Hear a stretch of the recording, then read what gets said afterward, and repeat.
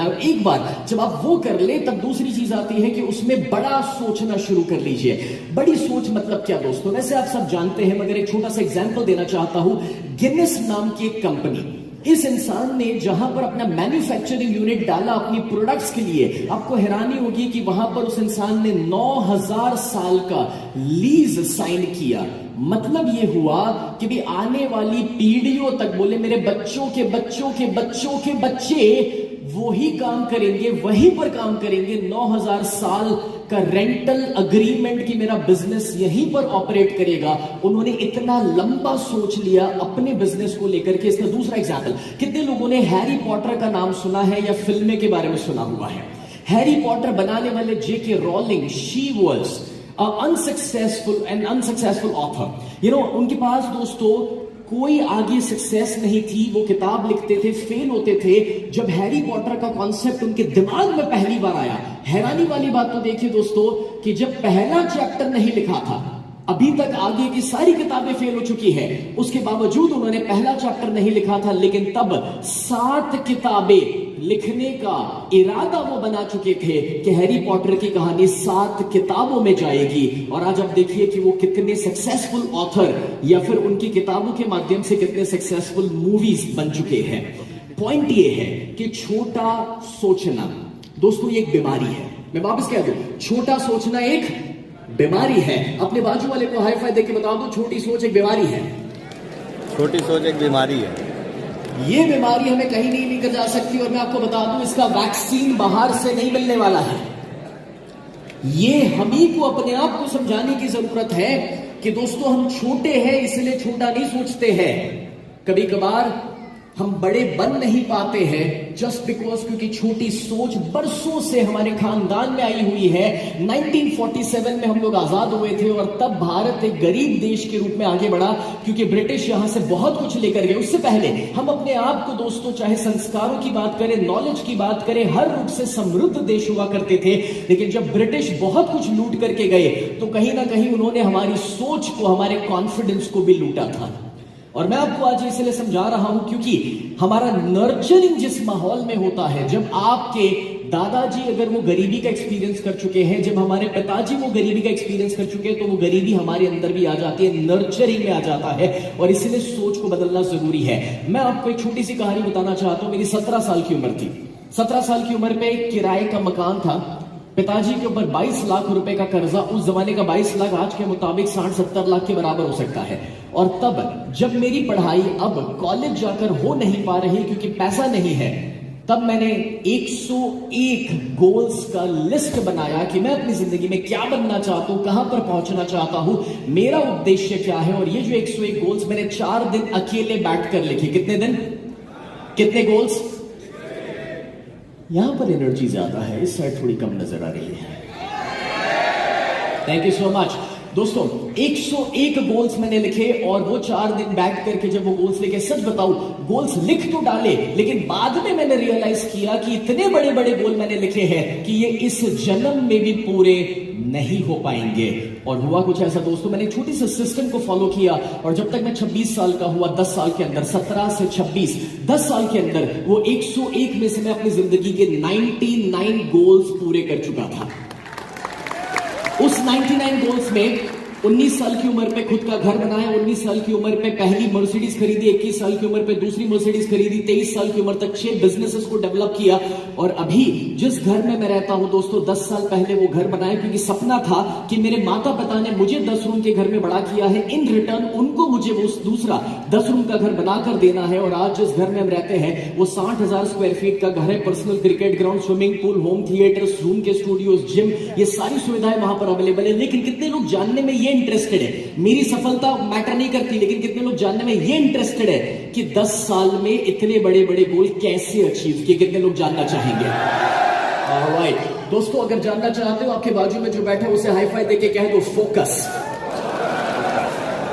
Friends, एक ही secret है जो आपके साथ में शेयर करने के लिए जा रहा हूं। ज्यादातर लोगों का प्रॉब्लम ये है कि लोग जानते तो है कि अपना लक्ष्य निर्धारित करना चाहिए, बट अनफॉर्चुनेटली वो करते नहीं। अगर लक्ष्य यानी कि गोल डिसाइड कर लिया तो सबसे बड़ा प्रॉब्लम ये है कि उसे अपने माइंड में रखते हैं, उसे लिखते नहीं है। और कुछ लोग लिख देते हैं तो लिख करके अंदर छुपा कर रख देते हैं कहीं अलमारी में कि किसी की नजर ना लग जाए। और यारो, होता कुछ ऐसा है कि इस सिलसिले में हम भी गजनी बन जाते हैं। कितने लोगों के साथ हो चुका है, हाथ ऊपर करना मुश्किल है, लेकिन मम्मी कसम सच बताना। दोस्तों, पॉइंट बहुत सिंपल है। मैंने अपने गोल्स को लिख करके अपने सामने लगा कर रखा। सुबह उठ करके हर दिन अपने गोल्स पढ़ता था, दोपहर में एक बार पढ़ता था, रात को सोने जाने से पहले पढ़ता था। और जब आप 3 बार अपने गोल्स पढ़ते हैं दोस्तों, जब आप उसे सामने रखते हैं तो ना चाहते हुए भी आपका फोकस आपके गोल्स के ऊपर जाता है। और जहां पर आपका फोकस जाता है वहीं पर आपकी एनर्जी जाती है, और जहां पर आपकी एनर्जी जाती है वहीं पर आपकी जिंदगी जाने वाली है। कितने लोगों ने एक्सपीरियंस किया है कि जब आपने डिसाइड किया कि होंडा सिटी गाड़ी खरीदना है तो सड़क के ऊपर हर जगह होंडा सिटी दिखता है। कितने लोगों ने डिसाइड किया BMW खरीदना है तो सड़क पर BMW दिखना शुरू हो गया। उसके पहले BMW नहीं था, क्या था? लेकिन प्रॉब्लम यह है क्योंकि डिसाइड नहीं किया इसलिए दिखता नहीं था। बस एग्जैक्टली वैसे जब आप डिसाइड कर लेंगे कि मेरा गोल है कि मुझे 10 करोड़ कमाने, मेरा गोल है कि मुझे 100 करोड़ का आंकड़ा हिट करना है, उसके बाद बाहर की दुनिया में उसके रास्ते और अपॉर्चुनिटी भी दिखना शुरू हो जाती है। So you guys have to decide your goals. लिख करके सामने रखना। मेरी जिंदगी में वही हुआ। एक किराए के मकान से शुरू किया था अपना करियर। मैं आपको बताना चाहूंगा, मैं 1996 में स्टेज पर पहली बार आया था, 9 साल की उम्र में। और प्रोफेशनली मैंने डिसाइड किया 2003 में कि जब मैं एक कोच बनूंगा। 2003 में ना दोस्तों यूट्यूब हुआ करता था, इंटरनेट कॉमन नहीं था, मोटिवेशनल करियर या स्पीकर ऐसा कोई ऑप्शन अवेलेबल नहीं था। और तब मैंने लिस्ट में डाल दिया था ये सारे नाम कि जिनको मैं टीवी पर देखता था, फिल्मों में देखता था कि यार इनको कभी मैं मिलूंगा, ये मेरे कभी सेमिनार्स में आएंगे, ये मुझे अटेंड करेंगे, कोई मेरी बुक के इनॉग्रेशंस में आएंगे। और वक्त के साथ वो सारी चीजें होती गई। बिकॉज मैं ये मानता हूं कि जब आप लिखते हैं तो वो सिर्फ यहां पर नहीं लिखा जा रहा, वो कहीं और भी लिखा जा रहा है। और इसलिए दोस्तों मैं कहना चाह रहा हूं कि लिखने में बड़ी शक्ति है, ताकत है। लिखिए, आप क्या चाहते हैं, क्या बनना चाहते हैं, कहां पहुंचना चाहते हैं, लिखोगे, उसे सामने रखोगे और हर दिन पढ़ोगे, रिजल्ट्स मिलेंगे ही मिलेंगे अपनी जिंदगी में, जो चाहे वो। जब शार्क टैंक शो शुरू हुआ था दोस्तों, तब किसी ने मुझसे कहा कि सर आपके पास इतने बिजनेसेस हैं, आप उसमें जाके अपना बिजनेस पिच क्यों नहीं करते? मैंने ऐसे दोस्ती यारी में मजाक में किसी से बोल दिया कि यार मैं शार्क टैंक में क्यों जाऊं, वो लोग मेरे वहां आएंगे। हुआ क्यों? बिकॉज जब आप लिखते हैं हर सेकंड दोस्तों वहां से तथास्तु हो रहा है। तथास्तु किस चीज पे कराना है वो हमेशा आपका चुनाव रहेगा। लेकिन बड़ी सोच कहां रोकती है हमें? क्यों बड़ा सोच नहीं पाते दोस्तों? बड़ा सोच नहीं पाते क्योंकि हम लोग बचपन से ही प्रोग्राम्ड है भाई थोड़े में संतुष्ट रहने का। अब ये थोड़े में संतुष्ट रहने वाले लोगों से कहना चाहूंगा कि जब आपके आसपास आपके दोस्त यार लेवल 2 पे है, पैसों के और सफलता के लेवल 2 पे, और जब आप लेवल 5 पे आ जाते हैं तो आपको लगता है कि मैंने कुछ ज्यादा कमा लिया, और हम अपनी स्पीड कम कर लेते हैं, कंफर्ट जोन में चले जाते हैं ये सोचकर कि मैं अमीर बन गया, मैं सफल हो गया। ये ईगो अपने अंदर आ जाता है। लेकिन दोस्तों अपने आजू बाजू क्योंकि सारे लेवल 2 पे थे और हम लेवल 5 पे आ गए, इसलिए हमें लगा कि हम सफल हो गए और इसलिए हम संतुष्ट हो गए। बट क्या पता हमारा जन्म लेवल 5 के लिए नहीं, लेवल 500 के लिए हुआ था।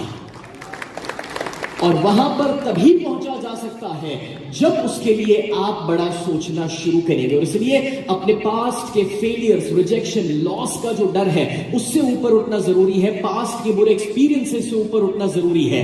आपके पास हमेशा 2 ही ऑप्शन है, या तो आप फ्रीडम का चुनाव करें या तो आप पूरी जिंदगी डर में रहे। कितने लोग अपनी जिंदगी के लिए फाइनेंशियल फ्रीडम क्रिएट करना चाहते हैं? अपने आसपास जो बैठे हैं उन्हें हाई-फाई देके बता दो, I create financial freedom for my family. जब आप अपने परिवार के लिए और अपने आप के लिए फाइनेंशियल फ्रीडम क्रिएट करना चाहते हैं दोस्तों, तो डर में जी करके ये नहीं हो सकता है। इसीलिए एक बहुत ही अमेजिंग किताब है, आप सभी जानते होंगे। उस किताब के अंदर लिखा हुआ है do what you fear the most. जो चीज का डर लगता है उसी को सबसे पहले करो। दोस्तों लोग मेरे पास है ना 2007 से कोई ऊंचाई का डर लेकर आता, कोई स्टेज का डर लेकर आता, कोई पानी का डर लेकर आता, दुनिया भर के डर लोगों के अंदर रहते हैं। डर ही है जो हमें आगे बढ़ने से, एक्शन लेने से रोकते हैं। और तब मैंने अपने आप को डिसाइड किया कि यार मैं ट्रेन करना चाहता हूं कि दुनिया का सबसे मुश्किल वाला डर किस चीज का है। और मैंने अपने आप को ट्रेन के एक छोटे से काम के लिए एक छोटा सा वीडियो दिखाता हूं यहां पर दोस्तों। इसको स्काई डाइविंग कहते हैं। बहुत आसान सा काम है। एक प्लेन होता है 14,000 15,000 फीट की ऊंचाई पर आप होते हैं और चलते हुए प्लेन से आप एक पैराशूट लेकर कूद जाते हैं। इसे स्काई डाइविंग जो कहा जा रहा है दोस्तों, 200 किलोमीटर की स्पीड पर मैं जमीन की ओर जा रहा हूं बादलों के बीच में से,